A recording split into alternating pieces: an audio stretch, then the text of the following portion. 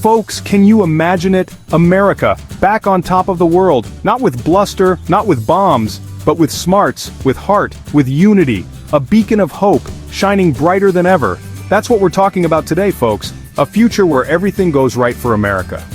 It's 2025. We're not just talking about apple pie and baseball here, folks.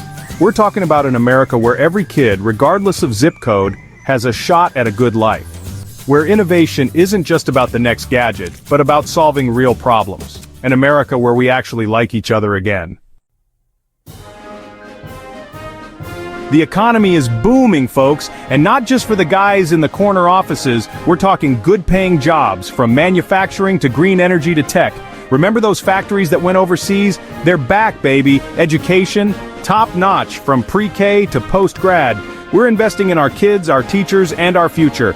And it shows. Remember that whole student loan debt crisis? Ancient history, folks. We're talking affordable, accessible education for all. We're not just leading with our wallets anymore, folks. We're leading with our values. We're tackling climate change head-on, investing in clean energy and sustainable living.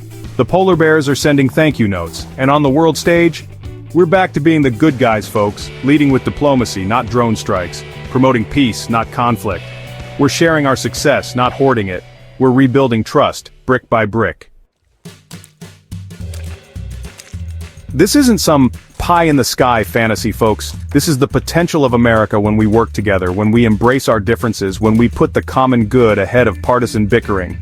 It's a future worth fighting for. So let's roll up our sleeves, America. Let's prove the cynics wrong. Let's build that future together. Because a nation as great as ours, we can do anything we set our minds to. God bless America.